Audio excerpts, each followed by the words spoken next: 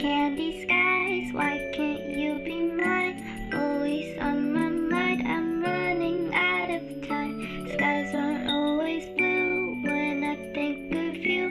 Trying to make it through, I caught you like the flu. Story time about how I was sexually harassed twice while working at Walmart. So a little background information. This all happened last year. So originally I was working in a warehouse, but whenever COVID hit, lost my job, I had to get a new job. So I applied at Walmart in the electronics section because they paid more money, period. And on my second day, I finally went and started working in electronics. So they had asked some of the employees to show me around. So while this one employee was showing me around, he took me to the back where the photos were. Well, whenever I got back there, this employee named Terry said, "Oh, she's mine." I just laughed and brushed it off because I felt super uncomfortable and awkward. And he knew I was underage because my name tag was yellow. But even after that, he still kept coming up to me, calling me weird names, just being a total creep. Like, he would keep coming up to me and get super close to me to the point where I could literally feel him fucking breathing on my face. So of course I told my manager about it. They said he's done this before, so I was like, why is he still here? So they moved me to garden. And while I was working in the gardening section, I met this guy named Jordan. Part 2 of how I was sexually harassed twice while working at Walmart. Something I forgot to mention in the first part, I reported Terry several times and they still did nothing about it.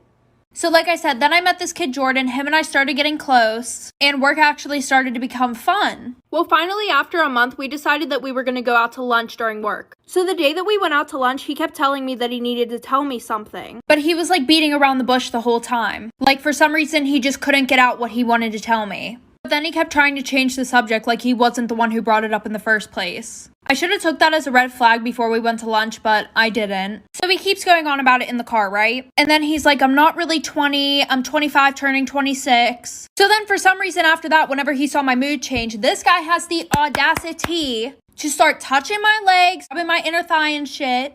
I kept telling him to stop. I was like, what are you doing? So then I told him I'm getting out of the car. And he says, I'm not going to let you. Part 3 of how I got sexually harassed twice while working at Walmart. So like I said, he wouldn't let me out of the car, but then we got back to work. And then he had the audacity to keep asking if I was okay when he literally just sexually harassed me in the car. So I went to the bathroom, literally had a whole mental breakdown. I called my mom to come get me because I was not finna stay there. So the next time that I went back to work, I grabbed my stuff and I gave it to one of the workers to go and give to a manager and tell them that I was quitting. Well, one of the managers caught me walking out the back door and she was like, what's wrong? So I immediately broke down. I started telling her what was going on. And then a crowd of people came around us being nosy, listening to what I was saying. And she was like, you're not quitting. I'm going to take care of this. So she sent me home and she said that she would call me whenever it was taken care of. So 2 days goes past. I'm like, why hasn't she called? So then I call and I found out that she fired me. So I reported everything to Walmart ethic team and they just closed my case. They basically didn't do shit about it. Oh, and Jordan wasn't really a manager. He was a supervisor. Should I try to take this to court? Storytime of how me and my siblings found a younger girl's dead body in our new house. So at the time I was 15, my younger sisters were 9 and 7. It was about a week into us moving into the house, and I was stuck babysitting my younger siblings while my parents were at work. So they started to get really annoying, so I told them we were going to play hide and seek, but never planned on going to find them. Well, about 10 minutes later, after I told them we were playing hide and seek, I heard my 7-year-old sister, Abby, scream for help. My 7-year-old sister thinks she's the toughest person ever, so when she screams or asks for help, she needs it. So I run to her, and in her hallway there is this closet, and in that closet apparently there was another door. And in that secret little room was a young girl's dead body tied up with rope with 2 dog holes in there. This is my tattoo horror story. So this was for my 19th birthday, I believe. I really wanted like a tiny little crown tattoo on the back of my neck.